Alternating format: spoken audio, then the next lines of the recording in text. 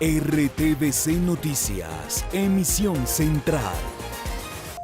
Este programa es para toda la familia. No contiene escenas de sexo ni violencia. Los menores deben estar en compañía de los padres o un adulto responsable. Contiene sistema closed caption. Este programa fue financiado con recursos del Ministerio de las TIC.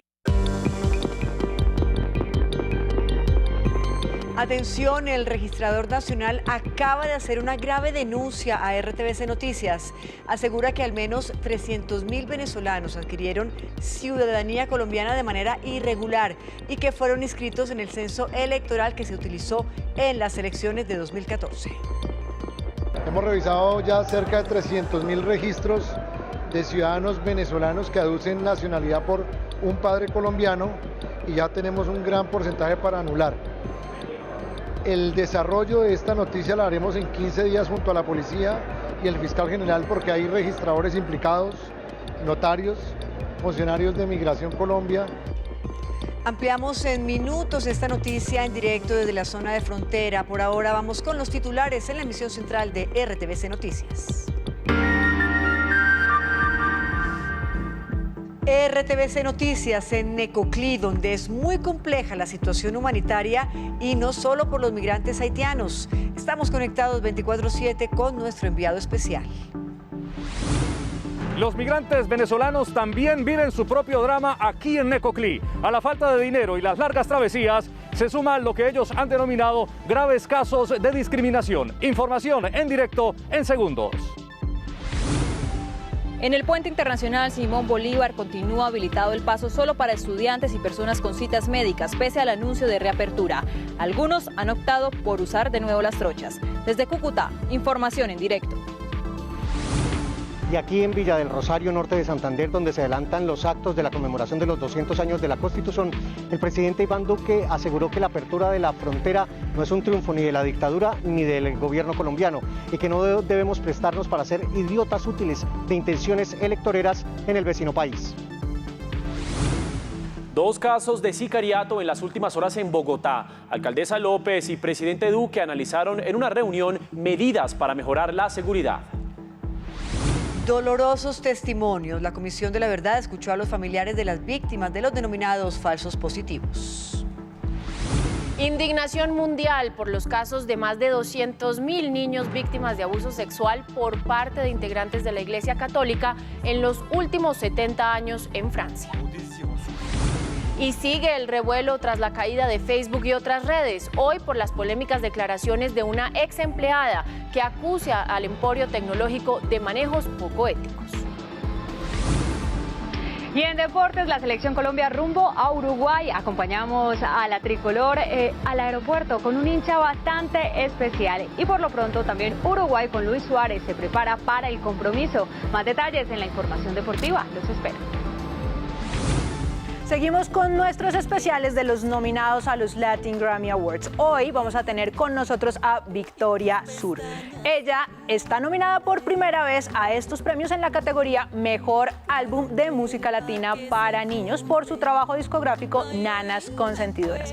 En Cultura les cuento más.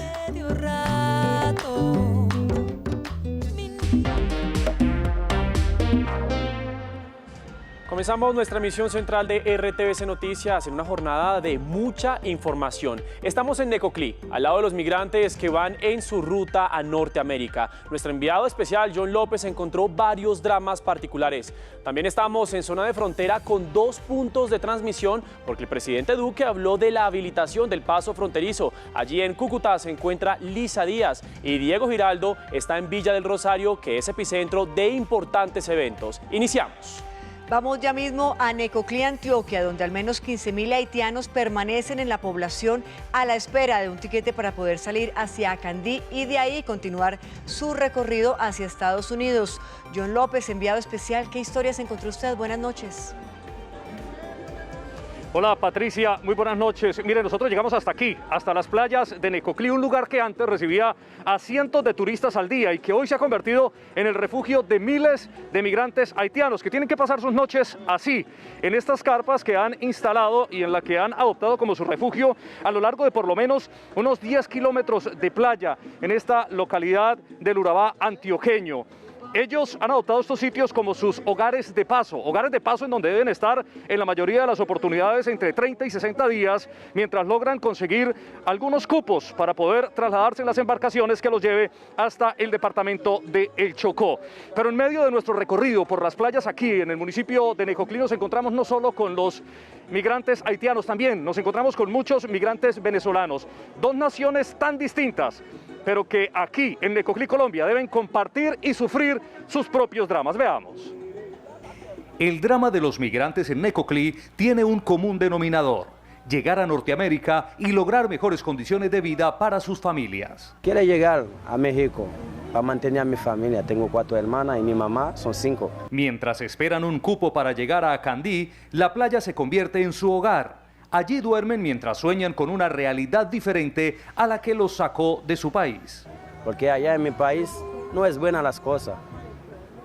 El presidente se murió y ya la cosa ven más fea. La situación no es igual para todos los migrantes. Ellos afirman que la discriminación está a la orden del día de acuerdo a su nacionalidad. Y nos ignoran y algunos nos dicen de que para nosotros no hay nada, que los venezolanos no, que... Pero mi modo de pensar es porque con nosotros no tienen lucro como tienen con las otras personas. A veces conseguir un cupo en una de las lanchas puede traer consecuencias fatales. Casi todas las noches salen heridos ahí, hasta han habido un muerto. En estos días velaron a uno ahí entre ellos mismos porque entre ellos mismos por colearse hubo una pelea y mataron a uno de ellos. En Necoclí, las playas que antes recibían a los turistas se convirtieron en refugio para miles de migrantes que guardan historias dolorosas y crudas de su travesía por Sudamérica.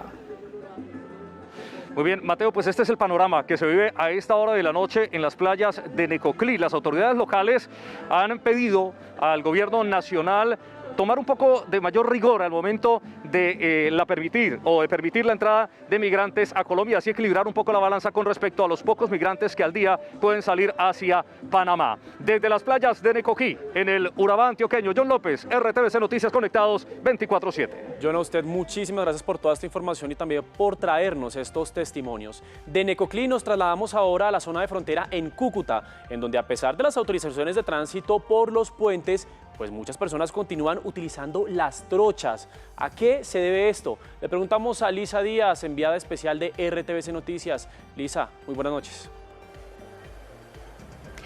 Buenas noches para usted y para todos los televidentes. Mateo, esto se debe precisamente porque las autoridades de Venezuela aún mantienen ciertas restricciones, como por ejemplo solamente el ingreso y el acceso a estudiantes y personas que certifiquen que tienen una cita médica o algún procedimiento médico. Esto ha generado entre la ciudadanía algunas molestias y fuimos testigos de eso. Incluso algunos de ellos han decidido utilizar las trochas y en compañía de menores de edad. Veamos.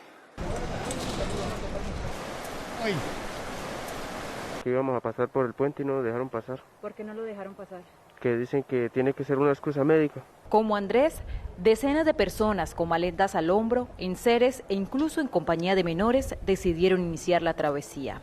Ante algunas restricciones que mantiene el gobierno venezolano en el puente internacional Simón Bolívar, algunas personas deciden nuevamente cruzar por estas trochas. Colombia no tiene ningún tipo de restricción de ingreso al país distinta del pico y cédula. Lamentablemente del lado venezolano se mantienen muchas restricciones. Esas restricciones hacen que la gente se desplace a las trochas. De otro lado, el panorama por los puentes internacionales Simón Bolívar y Francisco de Paula Santander fue este.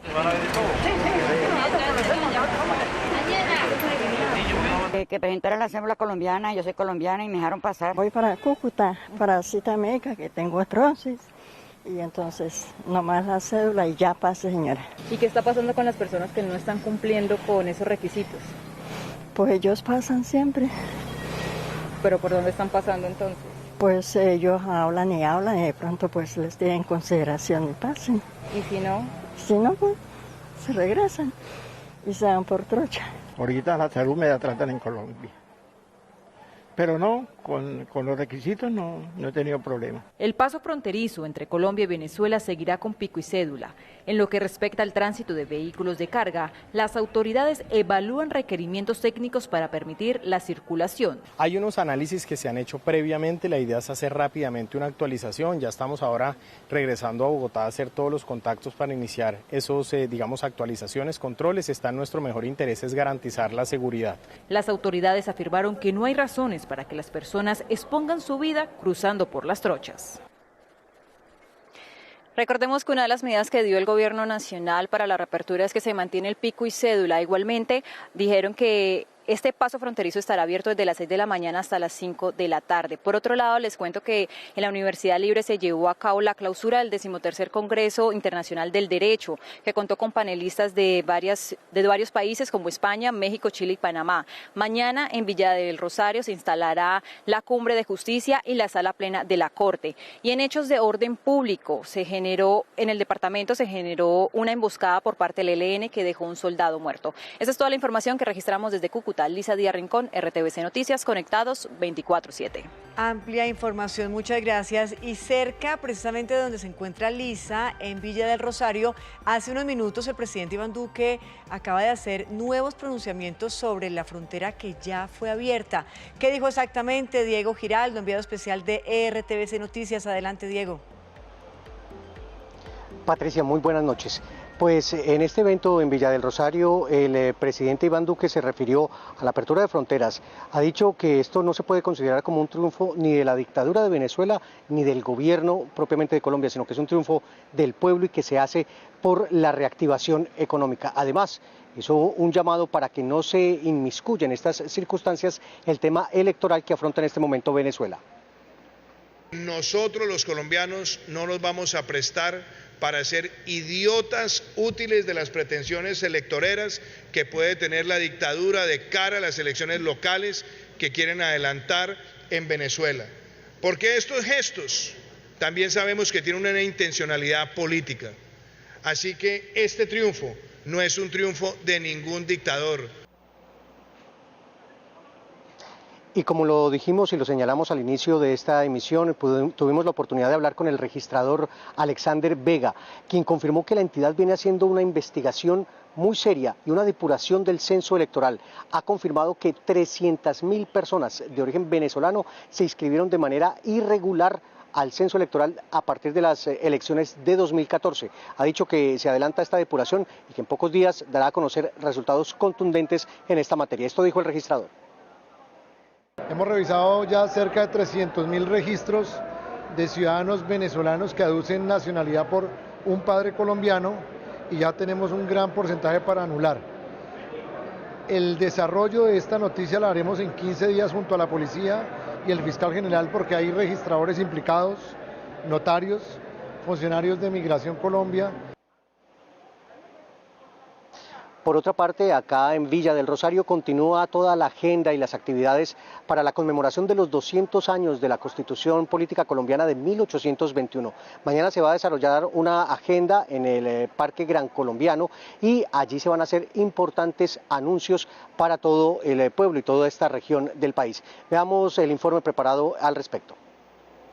El 6 de octubre de 1821, el libertador Simón Bolívar firmó la primera Constitución de Colombia que marcó el camino para la consolidación de nuestra república. Hace 200 años se creó la libertad de expresión, el concepto de propiedad privada, además también la proyección de un país con las relaciones exteriores. El evento se desarrollará en el Parque Gran Colombiano, bien de interés cultural de la nación que está siendo intervenido por el Ministerio de Cultura con una inversión superior a los 12.000 millones de pesos. Se terminará en el mes de diciembre del año 2021 y nos encontraremos ahí mañana desarrollando el evento principal y conmemorativo del Bicentenario. En la conmemoración se realizarán varios anuncios en materia de infraestructura para la región.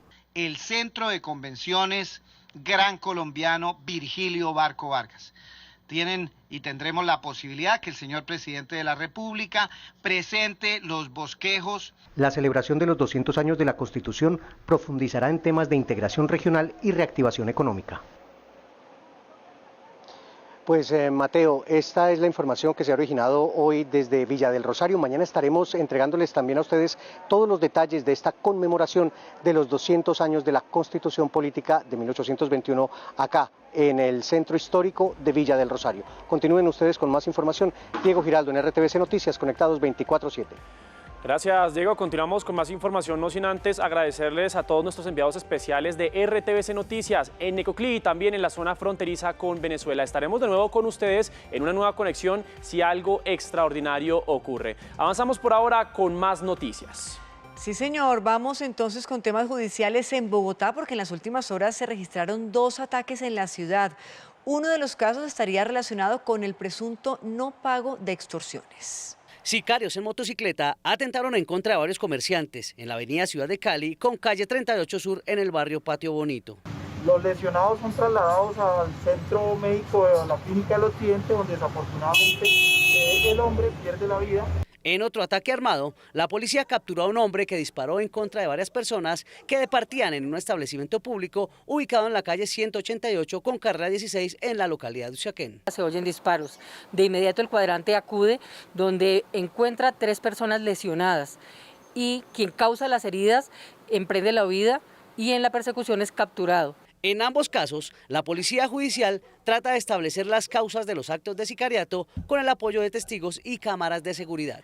Y a propósito, la alcaldesa Claudia López y el presidente Iván Duque se reunieron para hablar sobre temas de seguridad en Bogotá. Se habló de estrategias para reducir las cifras y controlar los crímenes. Una de las iniciativas busca endurecer los castigos contra la delincuencia. La alcaldesa propuso que se imponga medida de aseguramiento para los delitos en los que se utilice cualquier tipo de arma se considere agravado. Además, que los delitos como el cosquilleo, raponazo, lesiones graves, entre otros, tengan medidas especiales. Que podamos tener un sitio temporal de una detención de corto tiempo, no una cárcel formal, para que podamos, una de dos, o es una persona que está pasando por una necesidad y un momento difícil y necesita una segunda oportunidad en la vida, se lo ofrecemos. O es realmente alguien que pertenece a una estructura criminal. Entonces, hacemos una investigación y lo procesamos. Por su parte, el presidente Iván Duque anunció una reforma a la Ley de Seguridad Ciudadana para incluir el delito de hurto violento.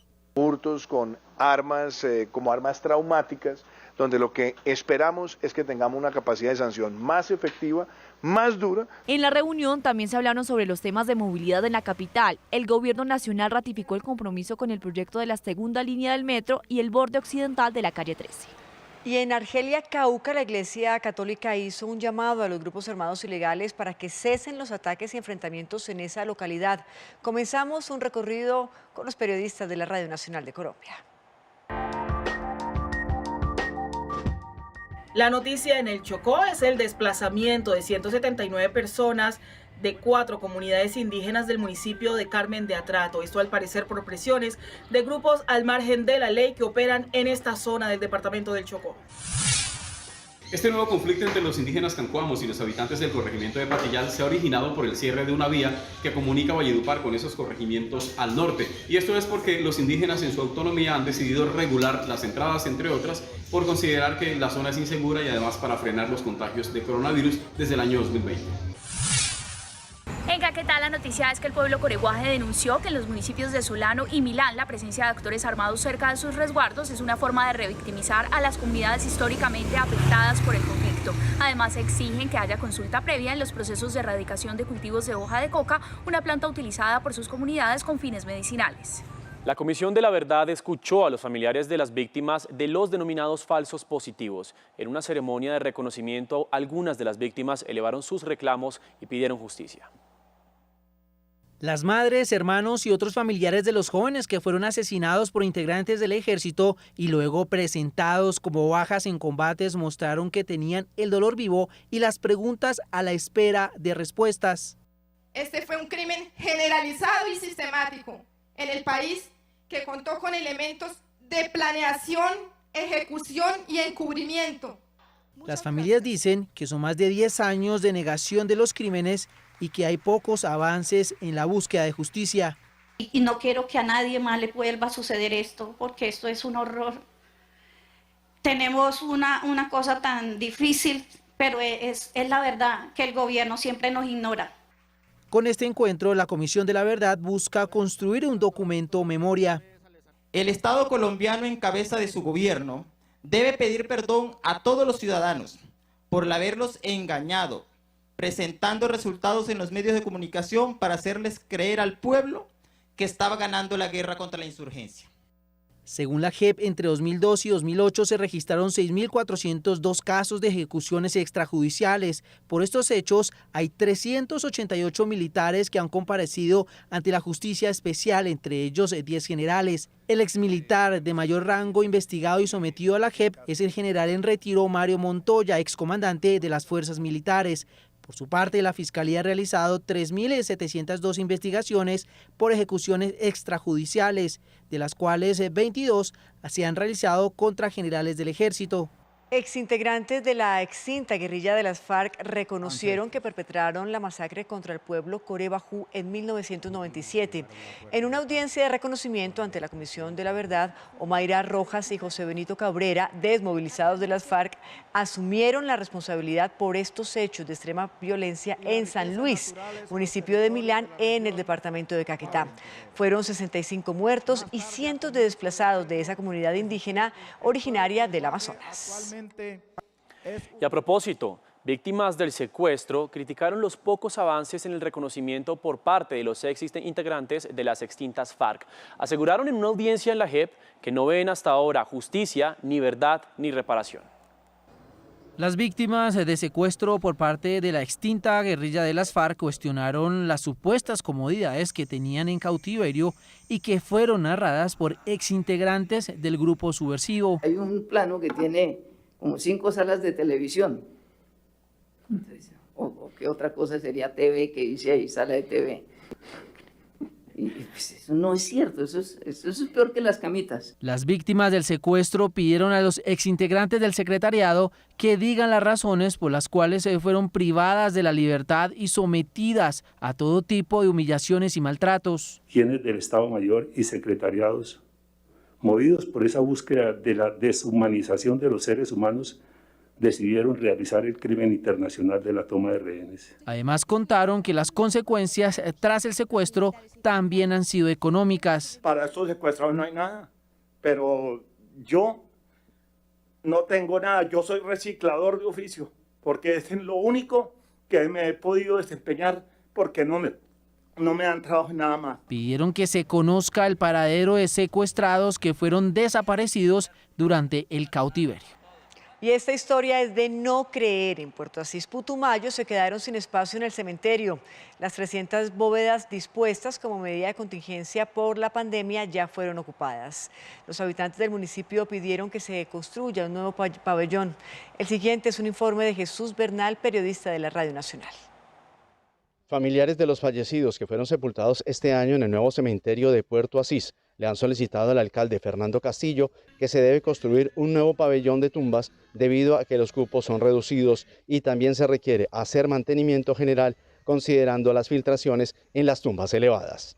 Se requiere hacer una nueva construcción y que ojalá esa construcción esté con todos los parámetros para que sea una construcción moderna y para que el señor alcalde ojalá pues se ponga la mano en el corazón y nos colabore. Este cementerio fue habilitado tras la declaratoria de emergencia sanitaria por COVID-19, toda vez que los fallecidos en Puerto Asís debían reposar en este lugar, considerando que no existen hornos crematorios como se dispuso en las medidas de bioseguridad. Radio Nacional de Colombia y RTVC Noticias, conectados 24/7. Vamos a Santander. En Barichara, las autoridades decidieron instalar un puesto de control a la entrada del municipio. Allí piden el carnet de vacunación contra el COVID-19. Pablo Ferman, buenas noches, cuéntenos de esta iniciativa. Hola, ¿qué tal? Cordial saludo, Mateo, televidentes. Pues se trata de una propuesta departamental para incentivar la vacunación en los 87 municipios del departamento. Es preocupante que solo el 25% de los jóvenes entre 20 y 24 años están vacunados. 2 municipios están implementando este tipo de controles, que son Barichara y Los Santos. Este es el informe.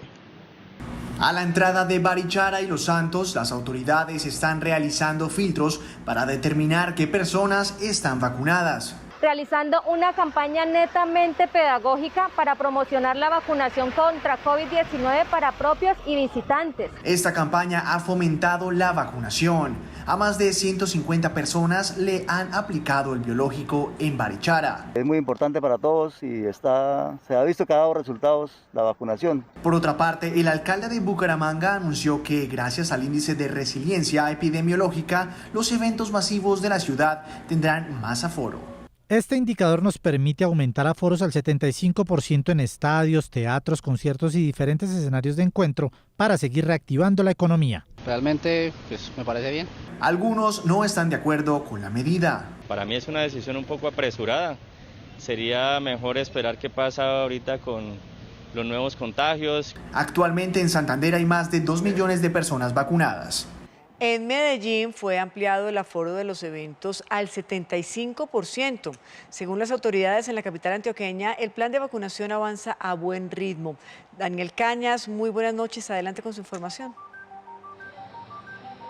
Patricia, ¿qué tal? Buenas noches para usted y para todos los televidentes. Desde el Ministerio de Salud se dio entonces la aprobación de la ampliación de este porcentaje para los aforos en los eventos masivos de la ciudad de Medellín. Se tienen en cuenta diferentes factores para tomar este tipo de decisiones por las ciudades del país. Uno, usted lo acaba de mencionar, es el proceso de vacunación. Otro también es la ocupación de las unidades de cuidados intensivos, las pruebas diarias procesadas de COVID-19 y, por supuesto, los contagios diarios en la ciudad de Medellín. Referente al tema, ahora el secretario de Gobierno de la ciudad de Medellín, Esteban Restrepo.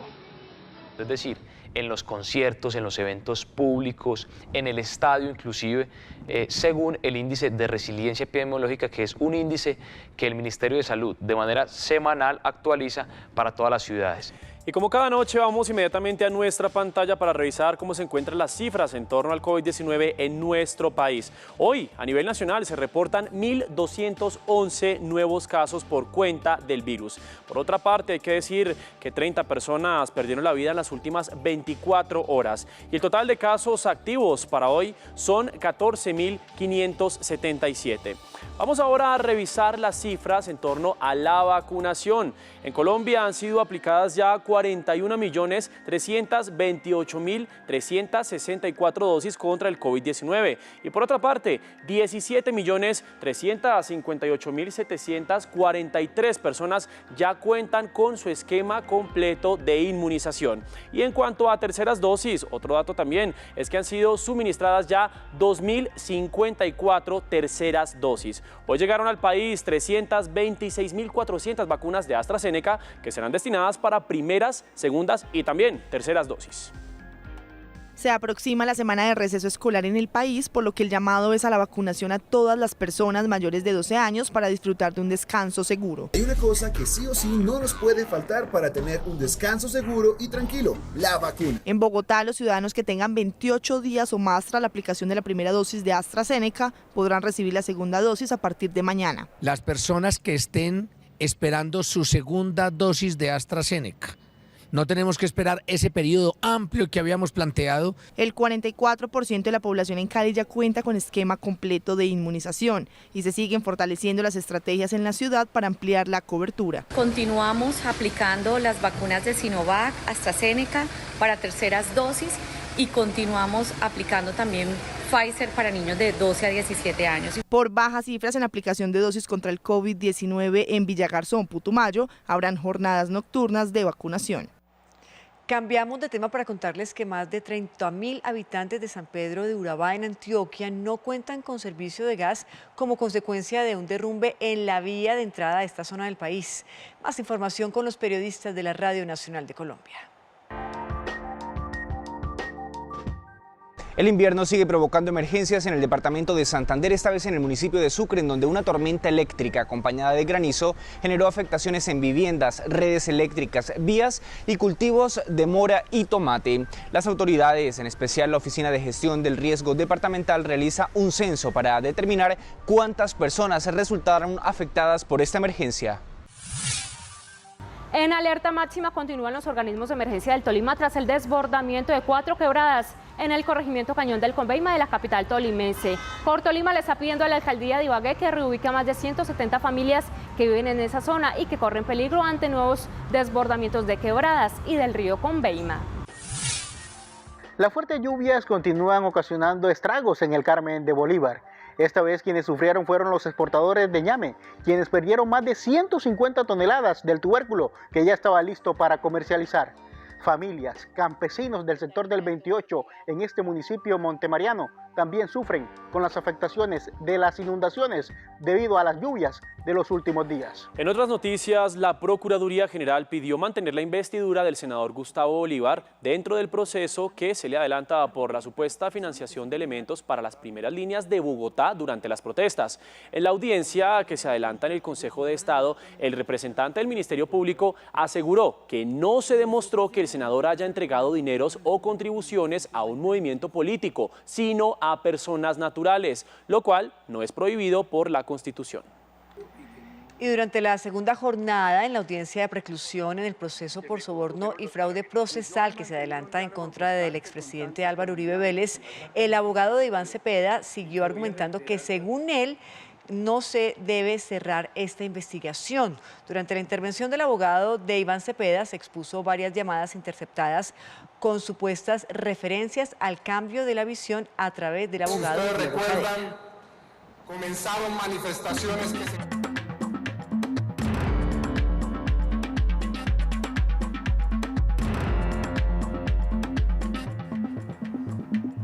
Bienvenidos a la información del mundo en RTVC Noticias. Iniciamos con los hechos más importantes del día en imágenes. El primero, el Papa Francisco reaccionó al escándalo por abusos a menores de edad que involucra a miembros de la Iglesia Católica en Francia. El segundo, una ex empleada de Facebook denunció hoy ante el Senado de Estados Unidos, según ella, las malas prácticas con las que el gigante tecnológico engaña a los usuarios. Y el tercero, la Organización Meteorológica Mundial alertó sobre el aumento de las inundaciones y las sequías en el mundo. Iniciamos. Una investigación reveló que más de 200.000 niños fueron víctimas de abuso sexual por parte de integrantes de la Iglesia Católica en los últimos 70 años. El número de víctimas podría ascender a 330.000 si se incluyen las agresiones por parte de miembros laicos. El Papa Francisco se refirió a estos crímenes sistemáticos. La investigación fue encargada por la misma Iglesia Católica francesa y durante casi 3 años revisó registros judiciales, policiales, eclesiásticos y además hablaron con víctimas y testigos. Allí se encontró evidencia de casi 3.200 abusadores, entre un total de 115.000 sacerdotes y otros clérigos sospechosos. El informe, que contiene casi 2.500 páginas, advierte que la cifra podría aumentar a unos 330.000 abusados si se incluyen los miembros laicos de la Iglesia. Además, señala que la gran mayoría fueron niños preadolescentes. Todos estos comportamientos caen bajo el 6º mandamiento: no cometerás adulterio, y al hacerlo también constituyen actos de muerte y por tanto infracciones al 5.º mandamiento: no matarás. La investigación encontró que el 60% de las víctimas sufrieron serios problemas en su vida posterior en la parte emocional y sexual. Representantes de la Iglesia expresaron la vergüenza y el horror al conocer las cifras devastadoras. A principios de este año, el Papa Francisco cambió las leyes de la Iglesia Católica Romana para criminalizar explícitamente el abuso sexual, en la mayor revisión del Código Penal en casi 40 años. Se cree que la mayoría de los casos evaluados por el panel son demasiado antiguos para ser procesados bajo la ley francesa. La crisis de la caída de Facebook dejó una fuerte polémica. La denuncia de una ex empleada que asegura que la empresa antepone sus beneficios económicos a la seguridad de sus usuarios y oculta que sus plataformas son nocivas para los menores de edad. Frances Haugen, ex empleada del gigante tecnológico que había filtrado a las autoridades y al diario The Wall Street Journal un enorme archivo de investigaciones internas de la compañía, testificó hoy ante el Senado en el Capitolio de Estados Unidos. Me uní a Facebook porque creo que Facebook tiene el potencial de sacar lo mejor de nosotros. Pero estoy aquí hoy porque creo que los productos de Facebook dañan a los niños, avivan la división y debilitan nuestra democracia. Haugen señaló lo que califica como el peligro del poder que tiene un servicio que se ha hecho necesario en la vida diaria de tantas personas. Asegura que la empresa oculta intencionalmente información a los usuarios y a los gobiernos de todo el mundo. El liderazgo de la empresa sabe cómo hacer que Facebook e Instagram sean más seguros, pero no harán los cambios necesarios porque han puesto por delante sus astronómicas ganancias antes que a las personas. En el Congreso no descartan medidas mientras Facebook rechazó vehementemente las revelaciones de Haugen y cuestionó su conocimiento del caso. Bueno, pues Patricia y Mateo, yo creo que ahí la pregunta es de quién es la responsabilidad sobre el consumo del contenido que hay en Facebook y en las demás aplicaciones que le corresponden. Mateo, ¿usted qué piensa? Pues es que yo creo que cuando es a nivel estatal, tiene un carácter ético, moral e incluso constitucional que entra ahí a debatirse y es bastante delicado. Yo creo que todo comienza por uno, el consumidor. Patricia, usted que tiene hijos, que tiene pues su familia, ¿cómo hacen para regular esas cosas? Pues hay que decir que Facebook hoy en día no es una red social para niños. Los niños ni los jóvenes están usando Facebook, así que creo que el testimonio está un poco descontextualizado. Eso es lo cierto, pero lo segundo que hay que decir de cara al uso de redes sociales por cuenta de los niños y de los adolescentes es que la edad mínima son los 14 años. Esperar a que lleguen a los 14 años y que uno como padre haya cumplido con la misión de darle las herramientas necesarias para afrontar las redes sociales hoy en día. La polémica continúa, por supuesto. Daniela, Mateo y televidentes, vamos más bien con Vanessa y los deportes.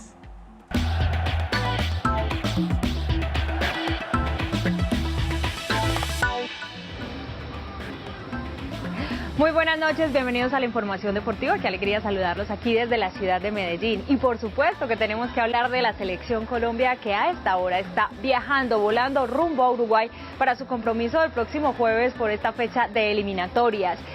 Y nos gusta acompañar a los hinchas, porque cuando hablamos de Selección Colombia hablamos de esa fiebre amarilla. Todos siempre queremos estar ahí acompañándolos. Pues en el hotel, en el aeropuerto, todos dicen lo mismo, y es que quieren que la Selección Colombia por fin gane en una plaza que es tan difícil, en donde no ganamos desde 1973. Aquí el informe. A las 3 de la tarde despegó el vuelo charter de la Selección Colombia rumbo a Montevideo. El combinado nacional que enfrentará el jueves a Uruguay fue masivamente acompañado en el hotel de concentración en Bogotá. ¡Opina! Pero ya en el aeropuerto, solo un hincha fiel fue a despedir a los muchachos. Primera vez que vengo aquí al aeropuerto, pues a ver a la Selección Colombia. Muy contento, vamos a traer 9 puntos de estos 3 partidos. En el último entrenamiento en Bogotá participaron todos los jugadores a disposición de Reinaldo Rueda. El defensor Daniel Muñoz mencionó para él cuáles son los referentes del rival. Cavani y Suárez creo que son los jugadores más peligrosos, sin embargo también tienen jugadores muy desequilibrantes como lo es Valverde, como lo es Bentancur, entonces creo que es un muy buen equipo. Eder Álvarez Balanta, figura del Brujas belga, no dudó en dar la clave para ganarle a Uruguay. Pienso que la clave es tener un equipo compacto en donde podamos refugiarnos y después aprovechar la habilidad de nuestros jugadores rápidos en la ofensiva para poder desequilibrar. El grupo de 25 jugadores con figuras como Radamel Falcao, Luis Díaz, David Ospina y Juan Guillermo Cuadrado arribarán a la capital uruguaya sobre las 10 de la noche hora colombiana y mañana realizarán su última práctica antes del partido decisivo. Y pues bueno, seguimos hablando ahora del rival, la selección uruguaya, porque el técnico Tavares ya cuenta con la pesada. Ya está Luis Suárez entrenando, pero todos estamos conscientes de que a pesar que es una selección que le ha ido tan bien en estas eliminatorias, recordemos que es tercero con 15 unidades, la selección Colombia también tiene hombres importantes para poder conseguir un resultado a favor. Aquí entonces el informe de cómo se prepara la selección uruguaya. Con Luis Suárez a la cabeza, Uruguay quedó a punto para enfrentar a Colombia. El trabajo fue poco intenso, guardando fuerzas para el gran partido del jueves, para el que tienen el objetivo claro. Sí, para clasificar hay que ganar todos los partidos, no importa el nombre que tengas adelante. El resto del plantel sí realizó trabajos haciendo énfasis en el control del juego con la posesión de la pelota, clave para sacar el resultado que quieren ante una Colombia que respetan. ¿Qué preocupa de Colombia? Y lo que todo equipo preocupa. Sabemos que son jugadores rápidos, hábiles. Solo resta un jugador por sumarse al equipo, pero este miércoles todo el plantel celeste hará su práctica de fútbol final para quedar listos y recibir a Colombia.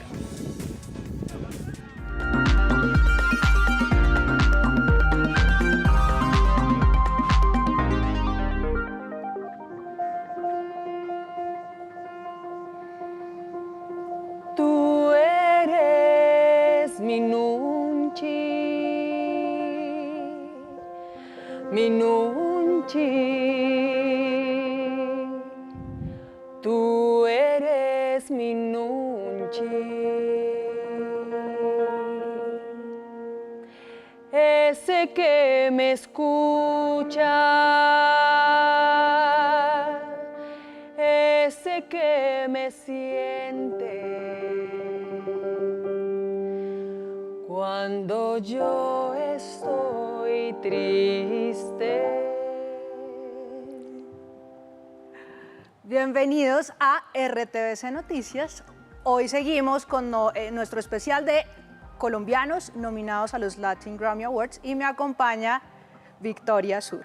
Victoria, bienvenida a RTVC Noticias. Muchas gracias, Laura. Empecemos por el principio, ¿qué es un nunchi? Bueno, nunchi es un sustantivo coreano, es una palabra que me dieron un día en un taller de canciones y que significa el arte de percibir el estado de ánimo de otra persona. La palabra me pareció en sí misma muy dulce, como también muy andina por la che, muy nunchi, ¿no? Y pensé en mi hijito, que a veces percibe cuando estoy melancólica o triste y me lo dice. O sea que si usted se gana el Grammy, le toca darle la mitad sí. a los dos mellizos. Mejor dicho, por supuesto. Es un Grammy compartido con mis hijos totalmente. Le sale Valentina en El Bosque, que es una canción que ella tocó con una calimba chiquitita de la casa y yo la grabé y esa, digamos, improvisación que ella hizo fue inspiración para terminar la canción, o sea que es un poco una coautoría entre Valentina y yo y mi hijito sale por ahí diciendo unas palabras dulces que yo a veces les digo que les digan antes de dormir y bueno, yo dije, está precioso esto para incluirlo también. Bueno, Victoria, preséntele a los televidentes de RTVC Noticias qué es lo que vamos a tocar. Vamos a tocar una canción que se llama Qué sencillo, que surgió en medio de la pandemia y resulta que había un concurso que era como, bueno, la canción Pandemia, ustedes que hicieron la pandemia y esa canción es un poco los momentos, las actividades, los instantes que compartí con mis hijos 24/7, que creo que nos pasó a muchos, ¿no?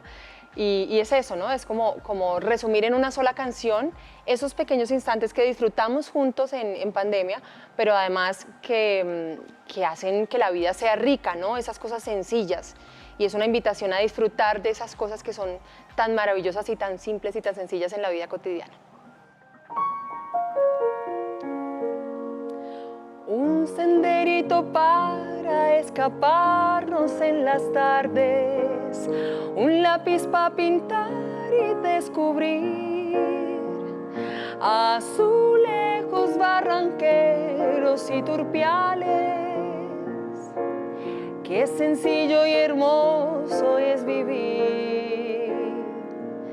Una canción de luna para dormir, un desayuno con avena y bananos, cosquillitas en la panza y reír, tanto que ponga a bailar tu corazón.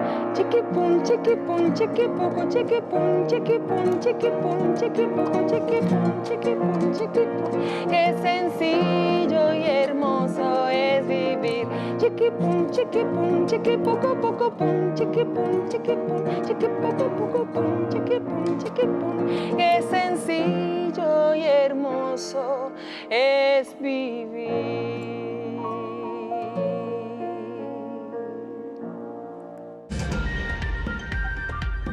Continuamos con más información aquí en RTVC Noticias. Mucho cuidado, señores conductores. El 39% de los fallecimientos por siniestros de tránsito en Bogotá corresponden a motociclistas. El distrito analiza estrategias en busca de reducir los riesgos en las vías.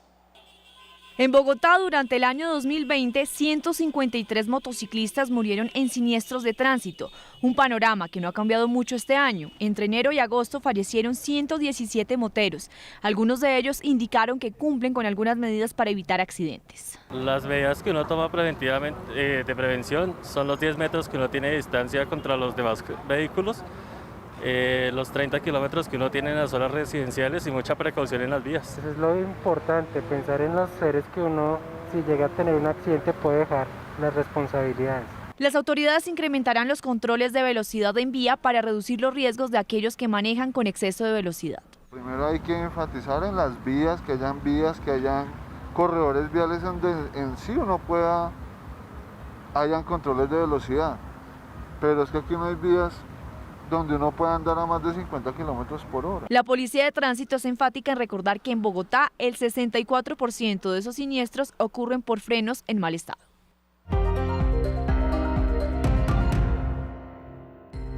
4,51% fue el índice de precios al consumidor para el mes de septiembre frente al mismo mes del año pasado. El dato más relevante fue el sector que jalonó este incremento, el de alimentos y bebidas no alcohólicas, que creció 12,4%. En contraparte, la información y comunicación descendió 5,95%.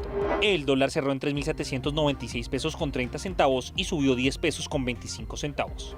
16 gremios y asociaciones crearon hoy Aliadas, la nueva organización que pretende impulsar el crecimiento económico, el empleo y el desarrollo sostenible del país. 2,1 billones de pesos es el monto de las reclamaciones a las aseguradoras del país como consecuencia del COVID-19. En lo corrido de este año, las compañías de seguro han pagado 11,5 billones a sus asegurados, según Fasecolda. 15 ciudades capitales cayeron en el índice de competitividad revelado por el Consejo Privado de Competitividad. Y a propósito de cifras, hoy es martes de los datos del DANE con su director Juan Daniel Oviedo.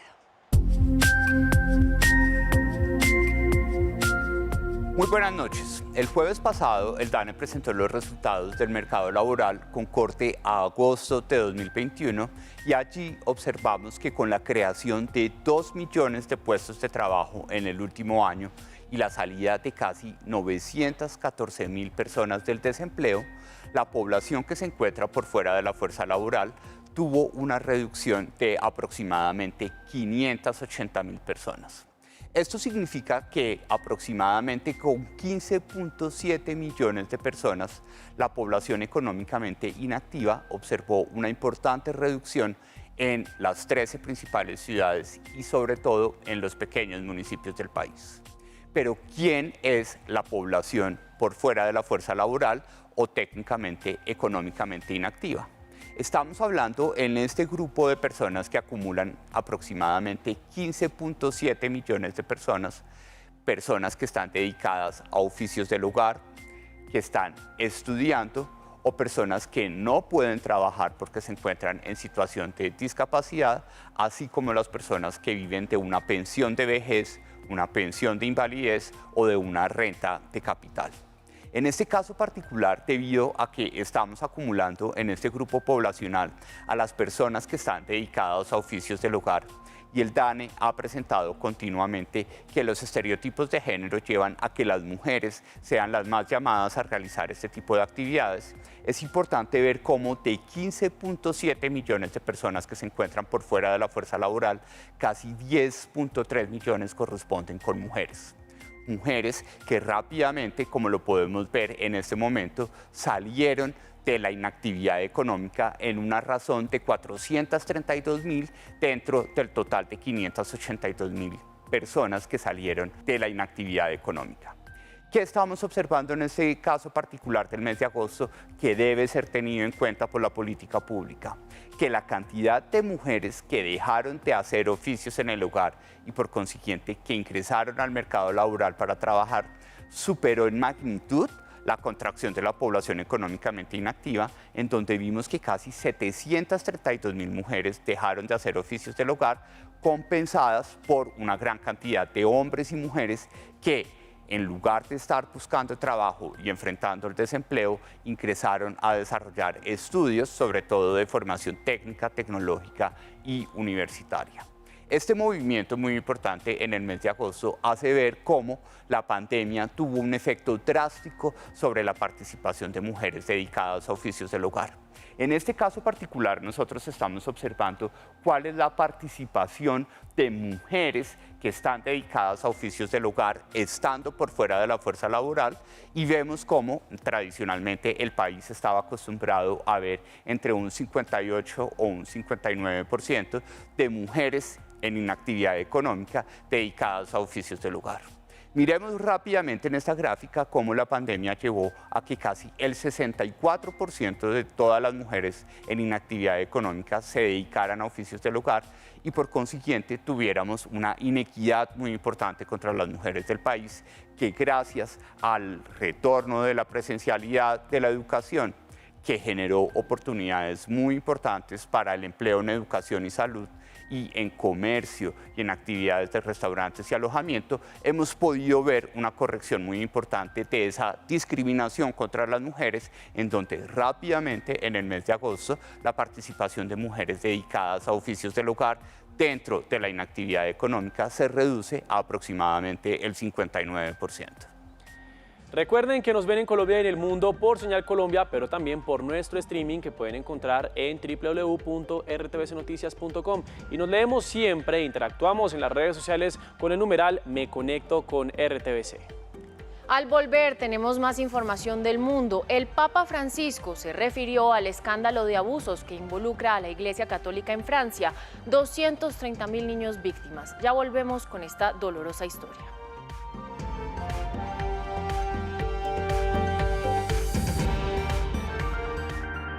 Ya regresamos con más información en RTVC Noticias. El 2020 fue un año de grandes retos, importantes alianzas y memorables estrenos para todos los colombianos.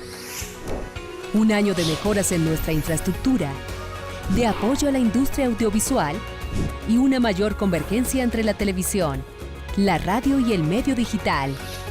Y todo con el fin de seguirle entregando al país un mejor sistema de medios públicos. Conozca en detalle los objetivos alcanzados por RTVC durante el periodo anterior en la rendición de cuentas RTVC 2020. Jueves 21 de octubre a las 5 de la tarde, por Canal Institucional. A Colombia la hacemos todos. Estás viendo RTVC Noticias, emisión central.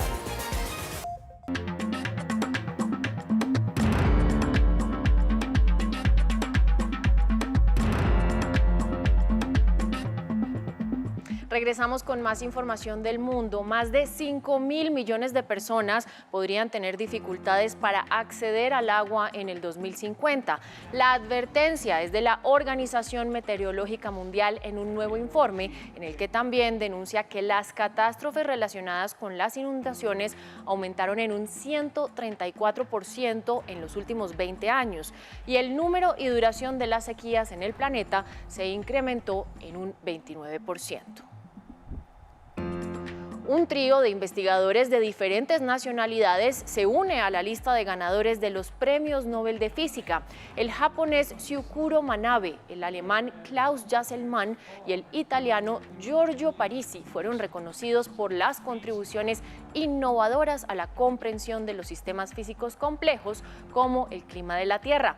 Mañana se entregará el Nobel de Química, el jueves el de Literatura y el viernes el de Paz. Y despegó la nave rusa Soyuz MS-19. En ella viajan una actriz y un director de cine con la misión de rodar la primera película en el espacio durante 2 semanas. Con este hecho, Rusia se convierte en el primer país en realizar un rodaje en condiciones de ingravidez. Entre tanto, Hollywood planea grabar una película en el espacio con el actor Tom Cruise.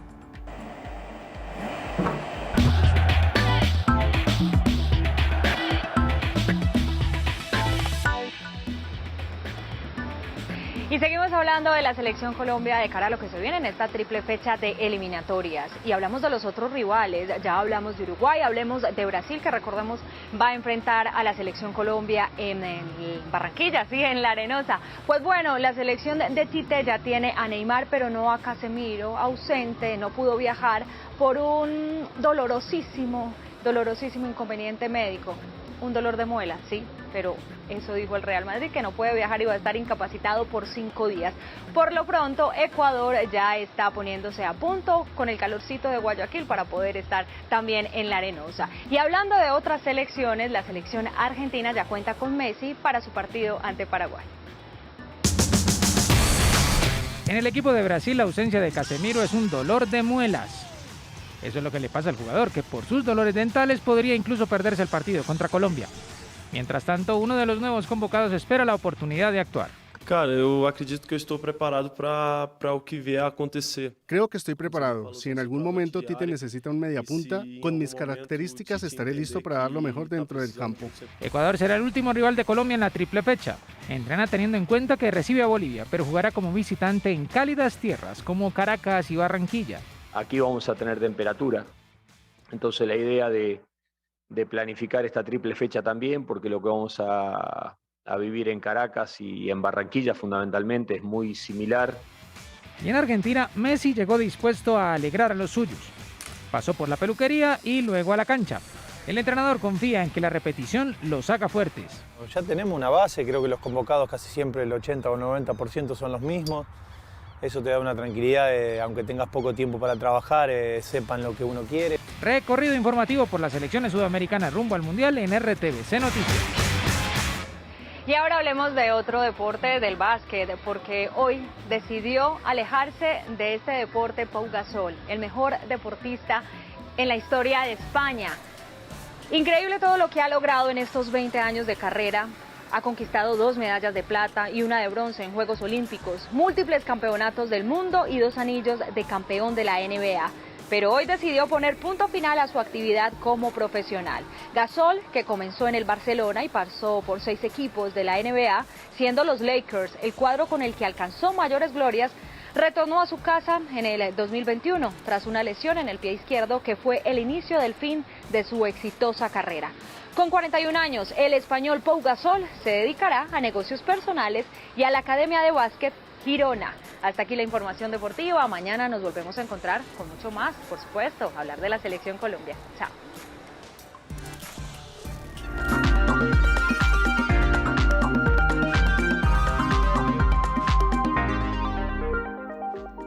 Y hoy es noche de poesía en RTVC Noticias y tenemos los autores de este libro que se llama Como la Flor y por supuesto también nos acompaña Salomé Cohen Monroy, que fue la editora de esto. Salomé, bienvenida a RTVC Noticias. Muchas gracias por invitarme.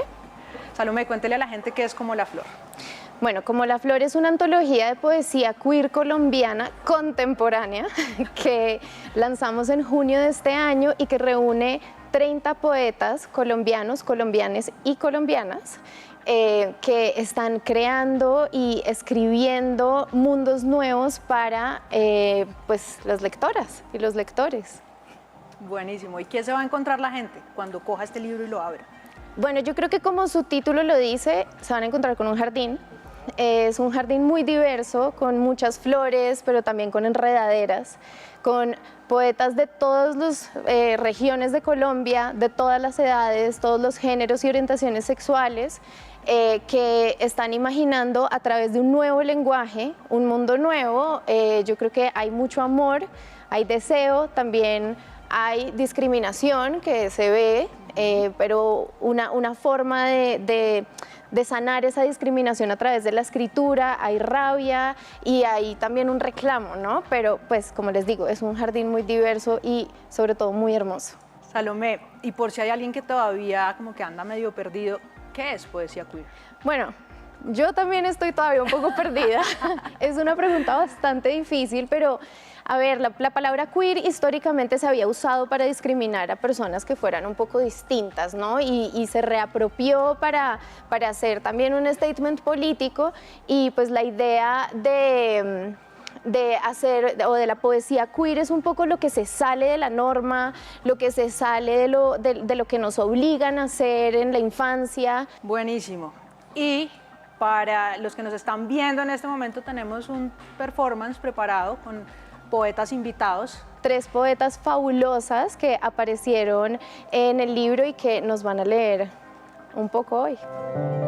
Recuerdo la oscuridad de la carne. Yo no sé, pero tus piernas son el tronco de la ceiba y en tus raíces que me soportan toda, me siento, me acuesto, me lanzo. Solo me queda el abrazo con estas manos que sudan y me resbalo 2 veces porque el tronco también está mojado. Quedan al descubierto la urgencia de unos dedos que van más allá de la corteza. Pogo. En los círculos de fuego, la mano firme me choca, me empuja, me caigo. Todas me levantan. todas las llamas. Y cuando las tachas me entren en la piel, la sangre infectada nos curará las heridas. Nenúfar, el amor es piña de muchos ojos, una mariposa en una esquina, un espía doméstico. Dices que los nudos tienen parañas. Te digo que cuando el sol dibuja en el vino.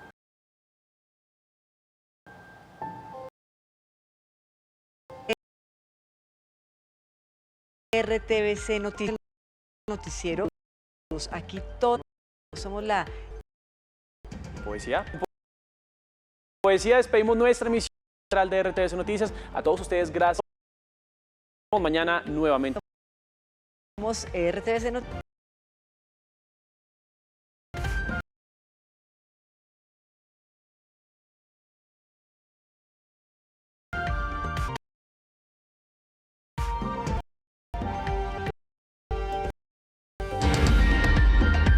RTVC Noticias, emisión central. A continuación, sí fue gol de Yepes. Este programa es para toda la familia. No contiene escenas de sexo ni violencia. Los menores deben estar en compañía de los padres o un adulto responsable. Contiene sistema closed caption.